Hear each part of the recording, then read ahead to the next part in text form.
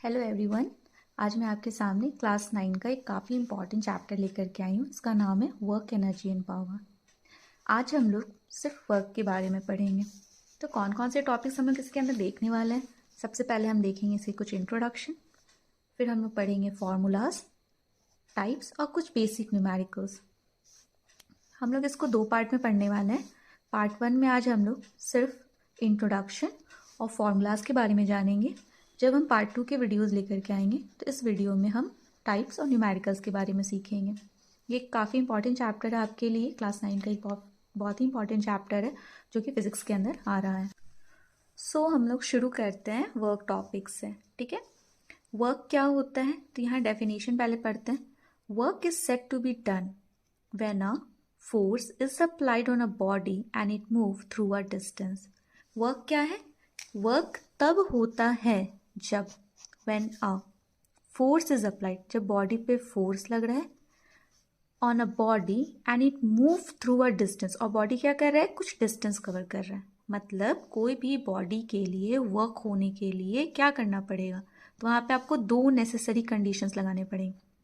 सबसे पहले तो फोर्स होना चाहिए और वो फोर्स के वजह से बॉडी में कुछ डिस्प्लेसमेंट, कुछ डिस्टेंस आना चाहिए। ठीक है, तभी जा करके वहाँ पे वर्क होता है। अब इसको आप ऐसे समझ सकते हो कि अगर मान लो आप अपने बेड पे बैठे हो और बैठ करके नोट्स लिख रहे हो, तो हमारे हिसाब से हमने वर्क किया। ठीक है, मेंटल वर्क किया, भाई हमने बहुत मेहनत किया, नोट्स लिखा है, नोट्स पूरा प्रिपेयर किया है। ठीक है, लेकिन फिजिक्स के अकॉर्डिंग हमने कोई भी वर्क वहाँ नहीं किया है। अब थोड़ा बुरा लगा कि यार फिजिक्स ऐसा क्यों कह रहा है। द रीज़न इज, फिजिक्स मानता है कि कोई बॉडी वर्क तभी करता है जब उसमें फोर्स के वजह से डिस्टेंस आता है। वो भी डिस्टेंस कहाँ? डिस्टेंस उस फोर्स के डायरेक्शन में, इन द डायरेक्शन ऑफ फोर्स। ठीक है, फोर्स के डायरेक्शन में अगर डिस्टेंस रहेगा तो ही वहाँ पे वर्क होगा।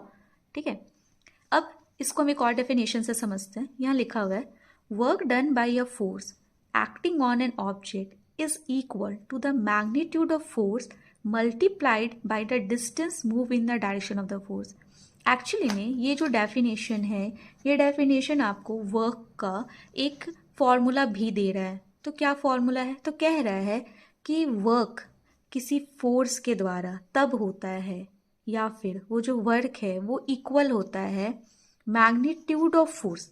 ठीक है, जो फोर्स हम लगाए हैं उसका magnitude multiplied by the distance, वो डिस्टेंस जिससे वो मूव किया in the direction of the force. ठीक है, मतलब work is equal to force into displacement. This is the main formula of work. Work है क्या? तो वर्क है force into displacement.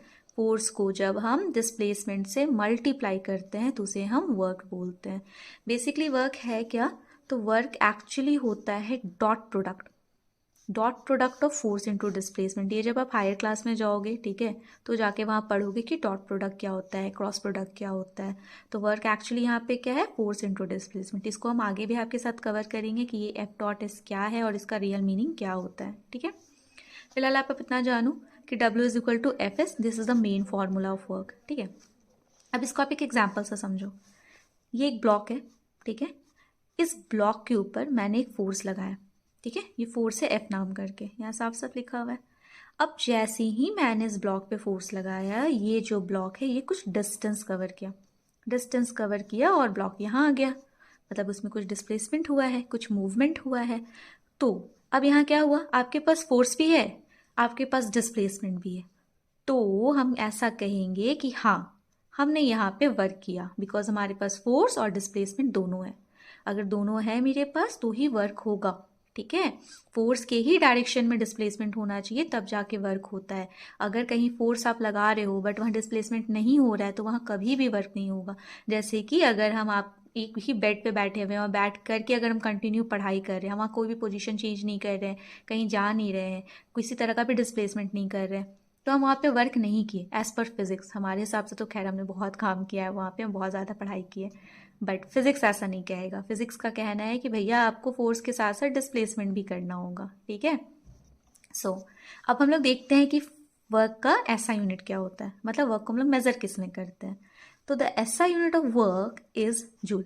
It is denoted by capital J. ठीक है, work का जो ऐसा यूनिट होता है वो जूल होता है और इसको हम लोग कैपिटल जे से रिप्रेजेंट करते हैं। सो ये जूल क्या है एक्चुअली में, तो हम इसको फॉर्मूला से समझ रहे हैं। वर्क का फॉर्मूला क्या था, फोर्स इनटू डिस्प्लेसमेंट। और फोर्स का ऐसा यूनिट क्या होता है, ये तो आप लोग पढ़े होंगे ना, फोर्स का ऐसा यूनिट होता है न्यूटन। डिस्प्लेसमेंट का क्या होता है, मीटर। यस, तो वर्क का ऐसा यूनिट हो गया न्यूटन मीटर। इसी न्यूटन मीटर का दूसरा नाम है जूल।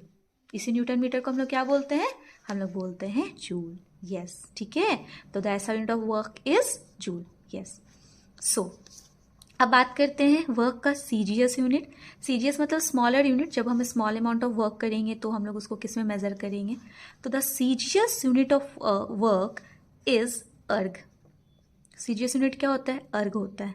सो ये अर्ग एक्चुअली में क्या है या कितना है, तो इसको हम एक बार कैलकुलेट कर रहे हैं। यहाँ लिखा है 1 joule equal to 10⁵ dyne. You know ना, dyne is the CGS unit of force. Yes, ठीक है, फोर्स का सीजीएस यूनिट है dyne and 1 newton is 10⁵ dyne, तो यहाँ पे वही चीज़ को लिखे हैं। एंड सेंटीमीटर, मीटर को हमने सेंटीमीटर में बदला तो इट्स 10⁻²। यस, अब मैथ्स के लॉज ऑफ एक्सपोनेंट के अकॉर्डिंग ये दोनों प्लस होगा पावर, तो यहाँ कितना हो गया 10⁻⁷। So 1 joule is equal to 10⁻⁷ dyne centimetre. Okay, and this dyne centimeter is known as erg. This dyne centimeter is known as erg. So in CGS unit, the work is measured in erg. So 1 joule equal to 10⁻⁷ erg. Yes. Okay. So यहाँ तक हमने क्या पढ़ा, यहाँ तक हमने work का definition, work का फॉर्मूला और उसके यूनिट्स के बारे में जानते हैं। अब इसमें एक और पॉइंट हम आपको बताते हैं, जो हमारा वर्क होता है वो एक स्केलर क्वांटिटी। यू नो ना, scalar, vector. Scalar quantity is those quantity which has only magnitude and vector quantity are those quantity which has both magnitude as well as direction. Yes, so work हमारा कैसा quantity है, तो work हमारा एक scalar quantity. ठीक है, अब इसके बाद हम लोग को नेक्स्ट वीडियोज में हम लोग इसका टाइप्स और इसके कुछ न्यूमेरिकल्स कवर करने वाले। अभी के लिए फ़िलहाल इतना ही। I hope you like it. Do like and subscribe. Thank you.